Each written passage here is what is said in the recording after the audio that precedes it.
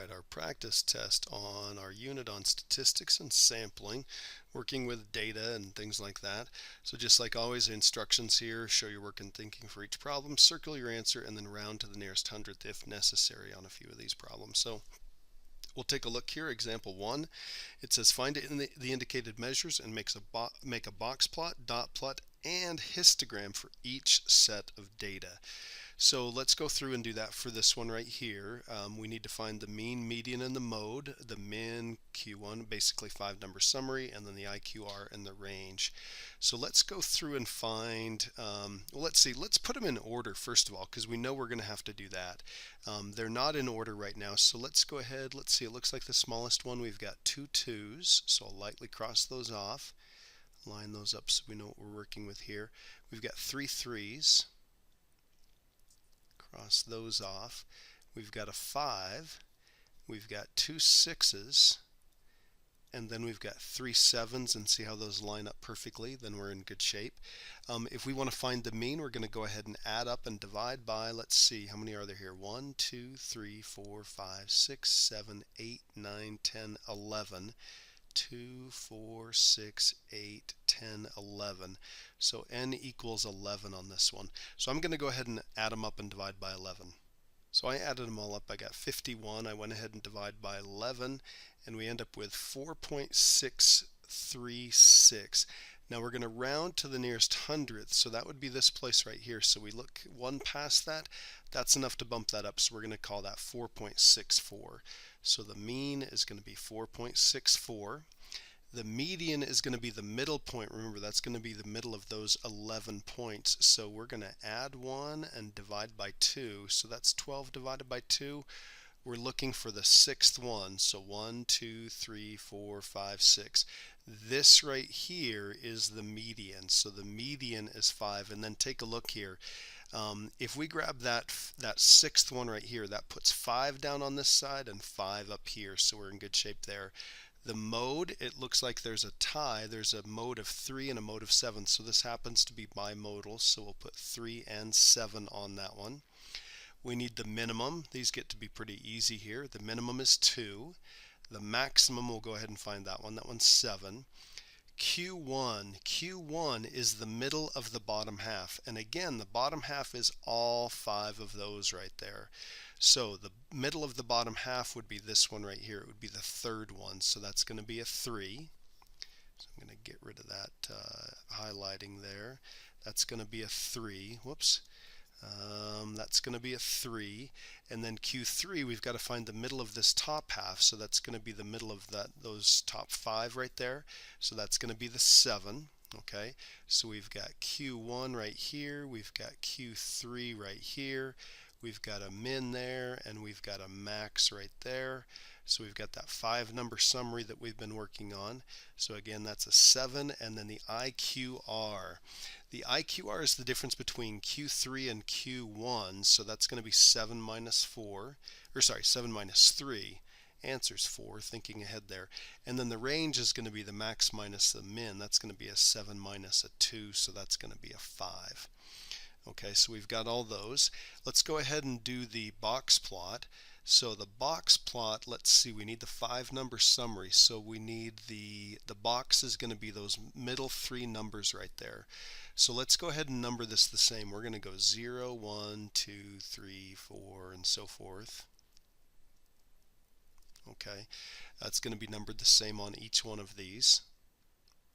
Okay, and if we're going to make a box plot, again, we're going to use these 3 numbers, Q1 and Q3, and then the median. So Q1 is 3, so we're going to draw a vertical line right here.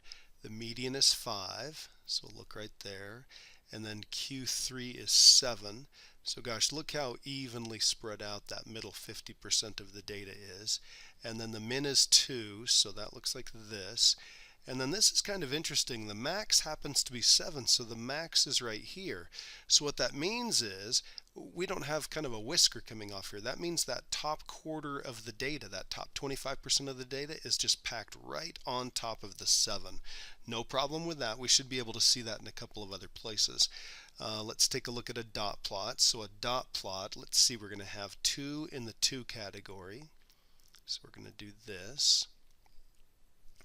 And then let's see, we've got 3 in the 3 category, or the 3 class. None in the 4s. We've got a 5, we've got 2 6s, and then we've got 3 7s. Okay, and you can kind of see all that data packed up right here. So that's kind of interesting there. And then a histogram. A histogram would look exactly the same as this, except for we wouldn't have boxes in there, so we just have a square. So it would look something like that. Okay, and again, we'd want to make this one that has 2 in it the same size as that one that has 2 in it, and the one that has 3 in it the same size as that one that has 3 in it. And again, if you wanted to come over here and say, okay, this is 1, this is 2, and this is 3, that would be just fine. Okay, now which quartile has the most variation? Well, if we look at the 2 of these right here, whoops, if we look at this graph right here that has the quartiles on it, remember this one right here, it hardly even shows up because it's so packed together. This quartile is 1 from top to bottom, this is 2 from top to bottom, and this is 2 from top to bottom. So it's actually a tie for the quartile that has the most variation. It's the second quartile and the third quartile. Oops, I'll do that backwards. Third quartile, okay? And which quartile has the least variation? Well, that would be the last one. This would be the fourth quartile because they're all stacked right on top of it. See that fourth quartile? They're all 7s. So there's first quartile, second quartile, third quartile, and fourth quartile. The fourth quartile, there's no variation. They're all exactly the same number. Okay, let's take a look at the next question. The next one says, to get an idea of how much homework U.S. students have, 100 Elk Ridge Middle School students were asked during B lunch how much time they spend on homework. So we're talking about how much homework time U.S. students have. So they surveyed 100 Elk Ridge students during B lunch, how much time they spent on homework. Gosh, that's a lot of information and very specific there. In addition, a random sample of 1,500 high school students from around the country were surveyed to see how much time they spent on homework. The results of these surveys are displayed below. Use the displays to answer the questions. So let's take a look at the displays and let's take a look at the questions. So the question in A says, what is the median time spent on homework for middle school students and high school students? Well, if we look at these histograms here, they give us some information, but if we look down here, this is a lot more detailed maybe as far as asking about the median. Tough to tell what the median is just by looking at those, but the median here, we can see that the median for middle school students is about 15 minutes. So we're going to say about 15 minutes. For high school students, we're going to look at that center line of that box, and it looks like it's about 60 minutes. So we're going to say 60 minutes for this. And it says which sample has the most variation. I'll get that fixed. So has the most variation. Well, the one that has the most variation would be the one that's the most spread out. So take a look at this right here. Even from the minimum to the maximum, it looks like the maximum number in these students that were surveyed at Elk Ridge Middle School, the highest one was 60 and the lowest one was 0. So that's a range of about 60, whereas the range on this one is from 0 to 120, about 120 minutes. And take a look at each one of these quartiles. First quarter, second quarter, they're all pretty equally spread out. There's quite a bit of variation. Okay, so it says which sample has the most variation. High school has most variation. And then all we need to do is give maybe one reason. And we'd say something like the range is 120 minutes. And then we could even say something like this, versus only 60 minutes. Let's even say that. Only 60 mins for middle school. Okay? Now, if you had to make an inference about how long middle school students spend on homework, what would you say? Well, given the information that we've got and taking a look at how this is kind of distributed, like they're pretty equally bunched up around something around 15, and we can see that there's not a huge amount of variation here. We'd say that it's probably about 15 minutes, somewhere in that neighborhood.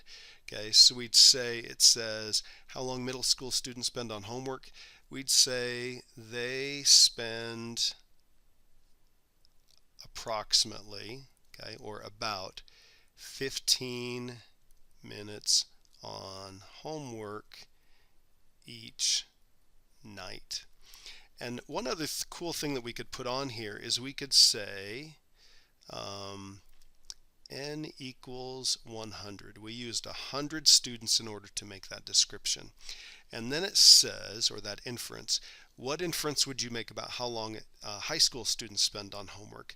Well, again, we're going to do the same thing. We're going to kind of look at these and we're going to say, look, these are kind of spread out, but they're really bunched around an hour. And again, looking at this variation right here and looking at the median, it looks like it's pretty well equally bunched around 60 minutes. So we'd say the same thing. They spend approximately 60 minutes on homework, okay, each night. And we're going to tell people we used 1,500 people in our sample, or students in our sample, in order to make that determination. Now the last question is an interesting one. Which sample would you trust more in making your inferences, and why? Well, let's see. They surveyed 100 students at Elk Ridge Middle School, and they surveyed 1,500 students from around the country. Well, gosh, for a couple of reasons, and hopefully you can hit both of these. This was only 100 students at one single school. This was 1,500 students from around the country. So the likelihood of this random sample of 1,500 high school students accurately reflecting the population of all high school students in the country is pretty good. Okay, so we're going to say this: a random sample of 1,500 students from around the country, is more representative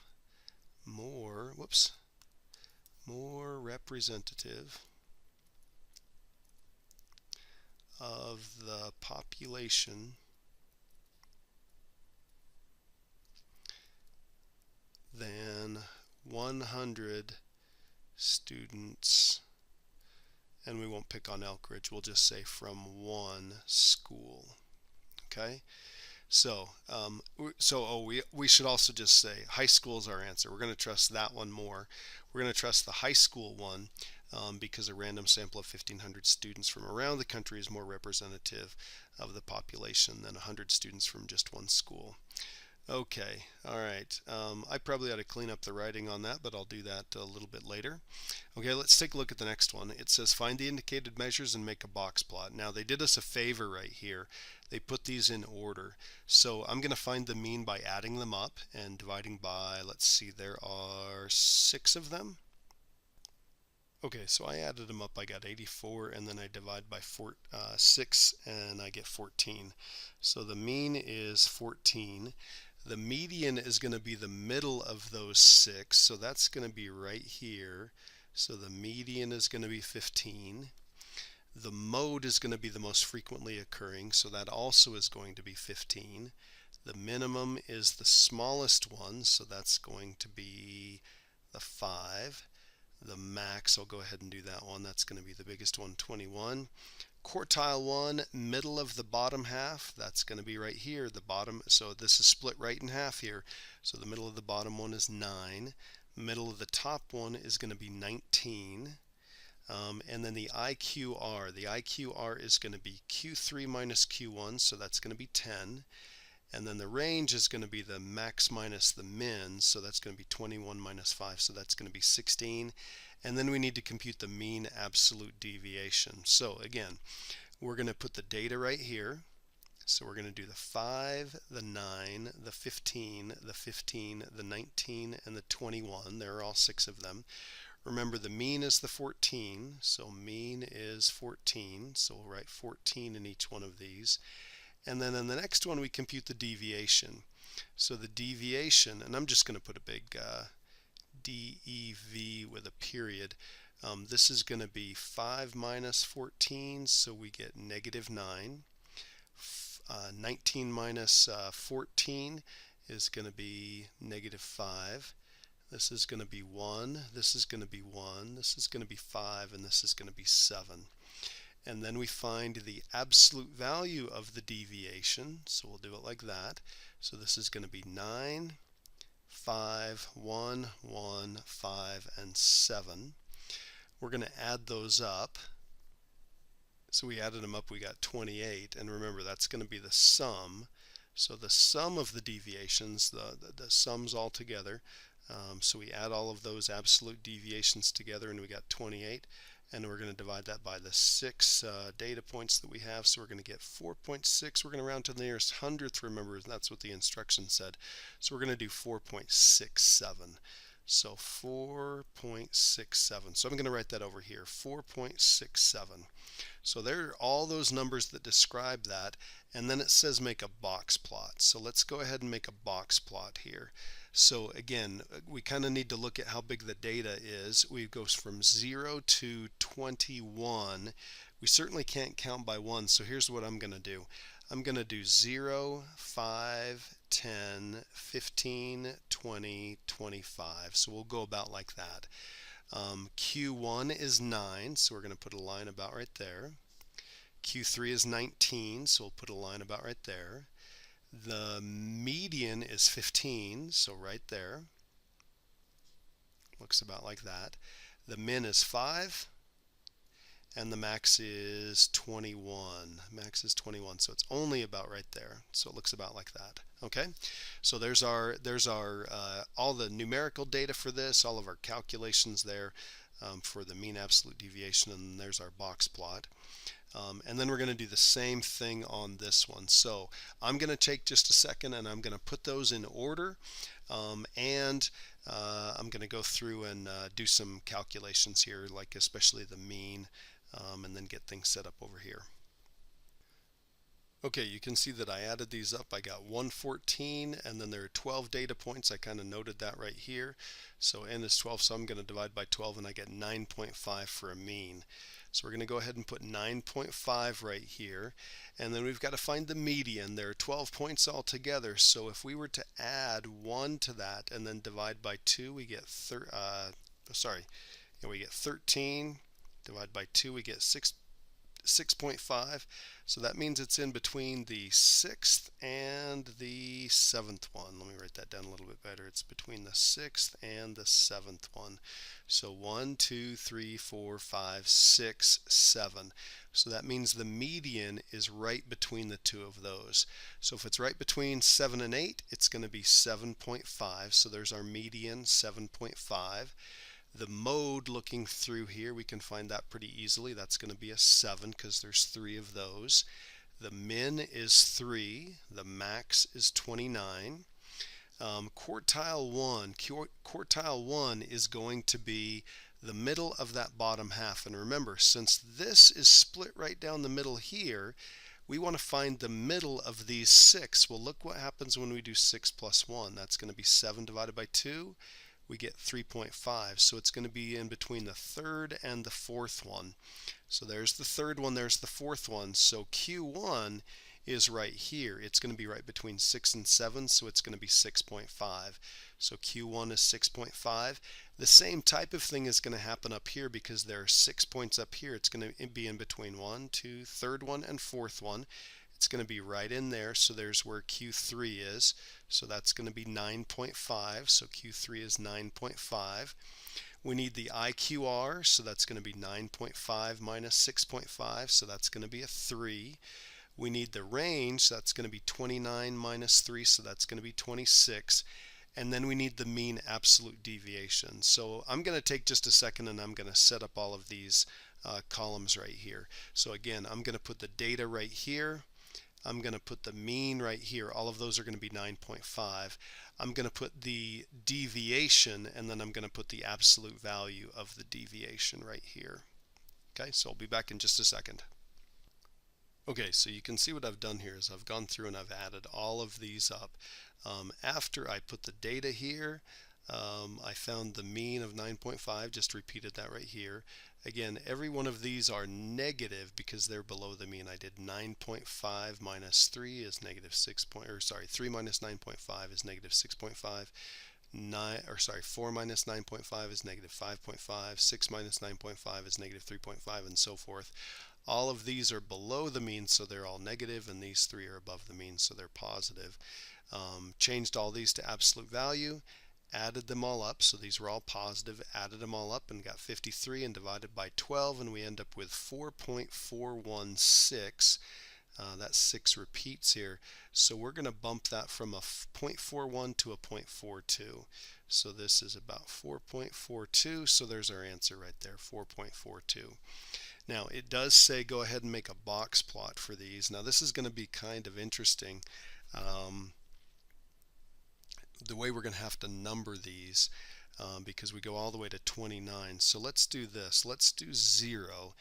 And let's see, if we count by 3, 6, 9, 12, 15, I think that's going to allow us to fit everything on here. So there's 24, 27, and there's 30. So we've got the Q1, the median, and Q3. So we've got 7.5, so that's about right there for Q1.